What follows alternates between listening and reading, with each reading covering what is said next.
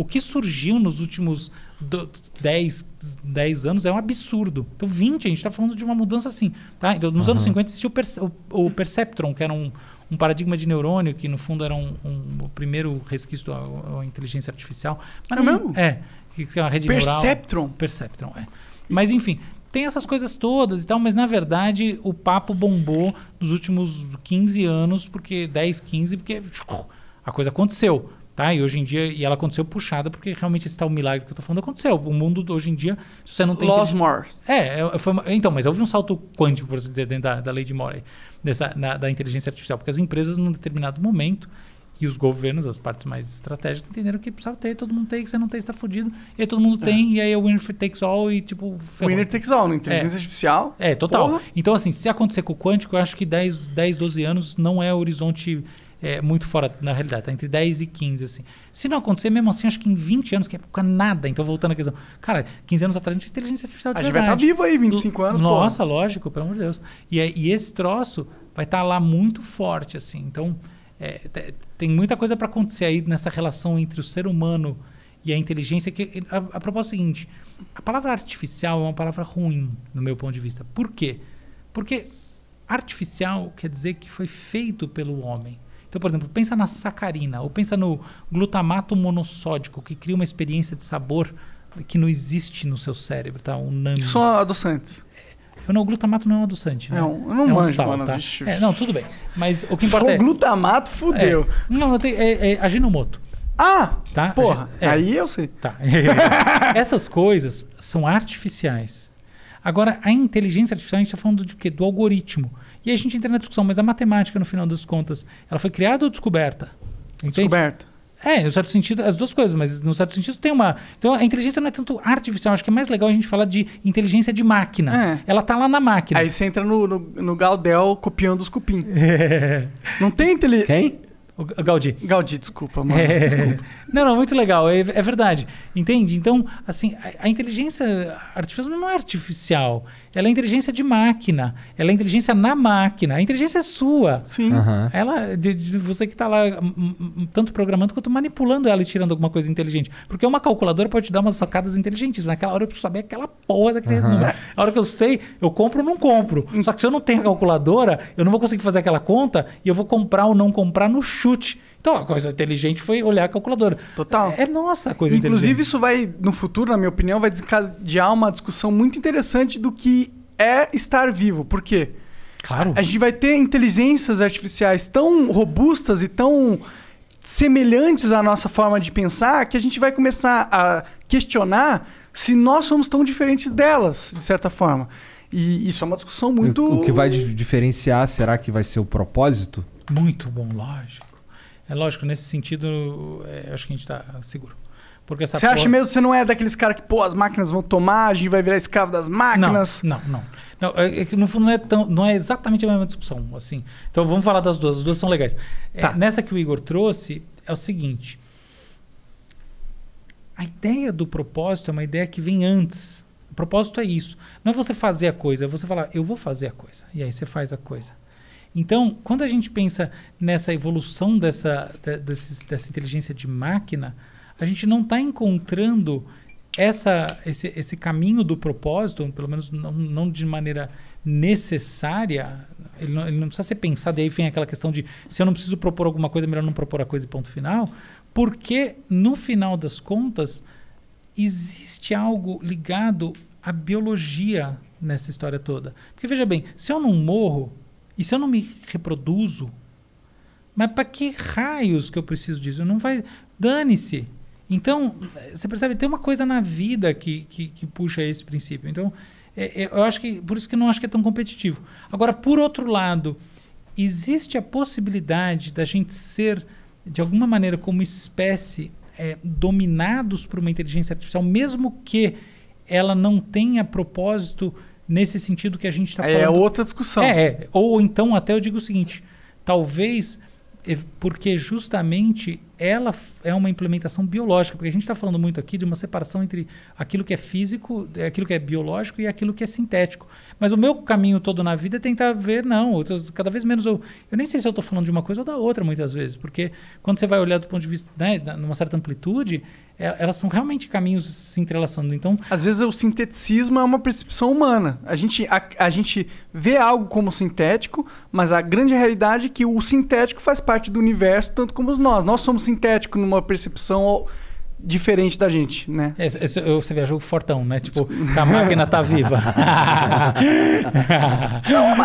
Ou esse vinho, eu sabia que eu tinha que trazer esse vinho. Muito bom. Mas que eu acho que nessa... Claro, mas eu acho que... Cara, você não vai conseguir ofender o Monarca. Não, é impossível. Não, mas eu falei isso muito... Não. Mas é verdade que foi isso que você sugeriu, né? Não é porque a porra do silício tá vivo, não é nada disso. É que você pode botar bactéria pra computar. Não é isso. É que, tipo assim, você pode implementar princípio computacional em sistema vivo. Sim. Não, mas eu acho que a gente entra numa questão filosófica aí, meio... Cara, eu queria saber, curiosidade minha, assim, pessoal do Monark. Qual é a sua relação com a vida e Deus? Tá bom, eu já falo disso. Deixa eu só fechar esse ponto com você. Feche, por favor. Eu fico preocupado com quem tá em casa escutando. Pau no cu desses caras aí. O importante é a nossa conversa aqui. Então, é lógico, é isso aí. Mas vamos lá. Eu sinto pessoalmente, assim, olhando para essa questão como um todo, que a gente tem aí dois caminhos. Um caminho que a inteligência artificial evolui sem encontrar propósito, porque propósito está muito ligado a essa necessidade, por assim dizer, de ter propósito. Você não tem propósito simplesmente porque é uma condição natural sua, mas ter propósito é uma adaptação. E é uma adaptação, como toda adaptação, porque tem um sentido biológico. Você não morre... Evolutivo. Ter propósito é algo que você ganhou com a seleção natural, então você tirou a sua loto vai garantir grande. Que você vai passar a sua prógene com mais facilidade. Lógico, é isso aí, entendeu? Porque você ficar lá sem propósito, deitado fumando crack, você não vai mesmo, entendeu? Você tá fudido. Faz sentido lógico total. Entende? Não é só a quantidade de filha, tipo, quanto você consegue investir no seu gene, tá bom? Então, eu não queria ficar muito reducionista nesse papo biológico, mas vamos colocar assim de maneira bem simples, com milhões de ressalvas, esse é o papo. Então, o propósito tem essa função. Se você não tem essa função, por que raios que você vai adquirir propósito em algum momento? Porque, entende? Você não tem nem de onde adquirir o propósito, porque você não tem mutação em você. Essa é uma discussão, então não vai rolar esse papo. Agora tem uma segunda Interessante. discussão. É super interessante legal. mesmo. Só que tem um segundo corte, e esse é o mais louco, que é o seguinte: se a gente parar para ver no limite, computar é processar. Uma bactéria computa. Ela faz computação, ela faz navegação ambiental. Um GPSzinho lá, né? Não é GPS porque não tem satélite, eu sei. Não é só isso, é que a navegação dela não é intencionalmente dirigida. Ela é por diferença de concentração no ar. Então não é que ela tem um GPS, mas ela tem um circuito que ela segue que é dado muito pelas condições osmóticas do ar, etc. Pode crer. Mas beleza, tá lá a porra da bactéria computando coisas, tá bom? Então todo mundo computa. Se você parar para ver, existe uma ponte. E existe sempre a possibilidade de a gente falar, mas não é bem uma inteligência artificial naquele sentido que é o computador que está lá dos anos 70, daqueles filminhos babaca. Não, a gente está falando aqui de computação... Cara, não gosta de Exterminador do Futuro. Ali. Não, eu adoro o Exterminador do Futuro, tá? Eu quis dizer assim, da parte mais... Eu tô brincando. Tipo quiche da coisa, sabe? O computador. Mas eventualmente existe sim um caminho de turbinar processos computacionais com sistemas biológicos. E isso já está rolando, tá? Então aí você tem um outro caminho das coisas que pode acontecer.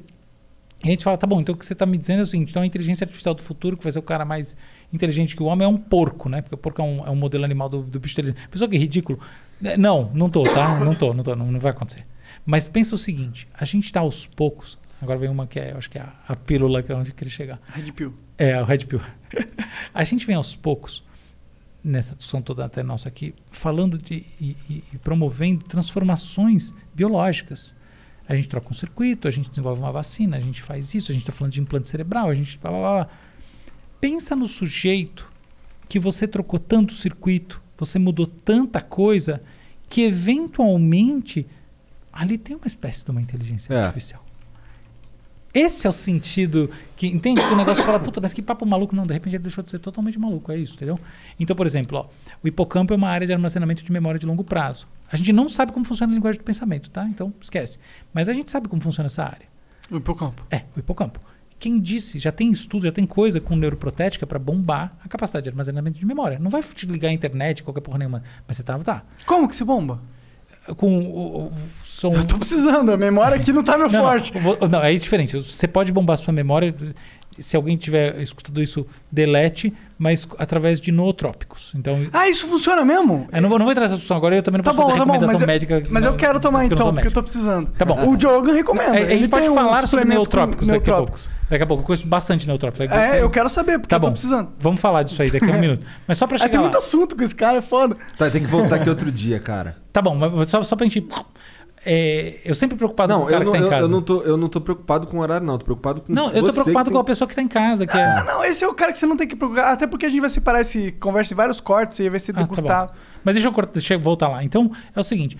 Aí você tem, então, uma possibilidade de substituição gradual e contínua de circuitos e outras coisas mais. E aí eu volto para o caso do hipocampo, que é uma área de armazenamento de memória. E nesse caso a gente estaria falando de implantes eventualmente usando alguma coisa que não o silício, que tem uma adaptabilidade, ela funcione melhor, ela tem uma capacidade de ser implantada com menos reação. Tem menos resistência ao corpo do que outras matérias. Isso aí.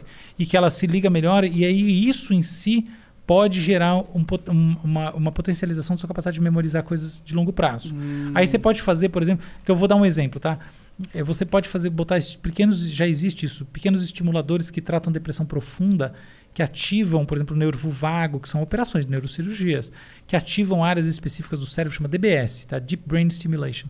E isso muda completamente a vida da pessoa. Você pega aquela pessoa que está com depressão profunda, não responde nenhum remédio, fez ECT, fez o que você imaginar, e ela, muitas vezes, não sempre, mas ela faz uma neurocirurgia e com estimulador, tipo que nem, por exemplo, você quando faz uma operação cardíaca, ela renasce para a vida. Tem que abrir a cabeça. Abre a cabeça, neurocirurgia. Entendeu? Então, assim, pensa o seguinte, mesmo que a gente não domine completamente o funcionamento do pensamento abstrato, a gente pode dominar o que existe nos circuitos e aos poucos ir superando os limites atuais que a gente tem dados pelo fato de que quase sempre quando você vai mexer no cérebro termina pior. E aí, sim, criando uma espécie de inteligência artificial, ou mais especificamente de máquina, que não está lá fora onde a gente está procurando, está dentro de você. Tá? E isso está associado também a, por exemplo, a própria edição genética. E aí a gente entra numa outra discussão que é muito importante, que é a discussão dos impactos éticos e do impacto que isso pode gerar no limite, uma espécie de quase uma subpopulação humana dentro dos humanos. Tá? Então, por exemplo, assim, eu vou começar a fazer engenharia genética. A China está fazendo muito disso, dizem. Tá, mas não tem essa discussão, tá? E não só na China, tem essa discussão. Né? A China fez, não é muito, mas teve o caso do CRISPR no edição genética de bebê, o cara terminou preso, mas não importa. Terminou preso? Terminou preso. Pra galera que tá ouvindo aí, o CRISPR é uma revolução tecnológica, Nossa. né? É um mecanismo de uma bactéria, me corrija se eu estiver errado, que ele permite você trocar uma parte do DNA para uma outra parte que a bactéria está carregando. Não é bactéria, mas é isso aí. Você faz edição genética com vírus. É um vírus que tem essa... Eu achei que era bactéria. Tá. E eu sei que o CRISPR ele foi revolucionário porque até a esse ponto na humanidade a gente não tinha capacidade de selecionar... exato. De editar, selecionar um gene específico e ao mesmo tempo carregar um outro gene para se alterar. Ou seja, você conseguir fazer essa troca de chip dentro dos genes... É algo novo, algo que veio com o CRISPR. Eu tô errado em falar isso? Tá, mas quase nada. É que não sei o quê. Não, tudo bem. No todo você tá certo. É porque não é que CRISPR é a invenção da edição genética. É que ela demorava anos, tá? Então, você fazer um gene, tá? A edição de um gene demorava uma vida e aí de repente agora demora semana, tá? Entendi. Que é um pulo evolutivo grande. Nossa senhora, é a quebra de paradigma. É que nem a coisa da computação quântica. E por sinal eu preciso fechar aquele papo lá, mas deixa eu só fechar esse outro antes aqui. Então eu acredito que existe esse caminho que é muito ligado ao tal do transhumanismo, que é de você ter uma inteligência emergindo através de vários sistemas dentro das pessoas e associado à engenharia genética e coisas assim. E isso parece que é legal, tal. Eu acho que tem de fato uma capacidade isso aí pode ajudar a resolver uma série de problemas da humanidade, doenças neurológicas severas, um monte de coisa. Mas, por outro lado, isso também pode criar um tipo de dicotomia na espécie, né? de quebra, que a gente tem que, no mínimo, pensar a respeito. Porque os mais ricos vão ter acesso à alteração genética antes dos mais pobres, portanto, eles vão ter uma prógene geneticamente alterada para ser mais inteligente, mais rápida, mais forte, viver mais, ter menos doença. E aí você vai ter uma casta da população que não vai ter acesso a isso. Mas também eu tenho Esse é o medo, tá? Mas tem o contra-argumento que esse tipo de tecnologia ele é fácil de implementar em larga escala. Essa é uma verdade. As duas coisas estão certas. Por isso que eu acho que é uma discussão em andamento. O que só a gente tem que pensar, que é muito importante, é que quando a gente gera um pequeno efeito assimétrico, as consequências de médio e de longo prazo são gigantescas. Então, eventualmente, muito pode ser reequilibrado, mas a pequena variação, muitas vezes ela vai ganhando força ao longo do tempo e ela se torna a grande diferença. Mas posso dar um contra-argumento sobre isso? Isso já acontece. Não, lógico, mas é exatamente isso que a gente falou. A gente pode reproduzir desigualdades num outro nível, mesmo que dessa vez a gente parta de um design inteligente um pouco mais consciente e tudo mais. Porque é a questão de, tipo assim, os saltos que muitas vezes pequenas diferenças entre países geram ao longo de gerações. Eu concordo. Esse equilíbrio da sociedade tem que rolar. Mas, ao mesmo tempo, toda vez que a gente impede uma inovação por causa do medo desse desequilíbrio, a gente sai perdendo, na minha visão. Concordo totalmente com você. Eu acho que não tem nada a ver com impedir nada. Por sinal, acho que quase sempre que a gente quer proibir as coisas está errado, tá? Então, são raras as vezes que não.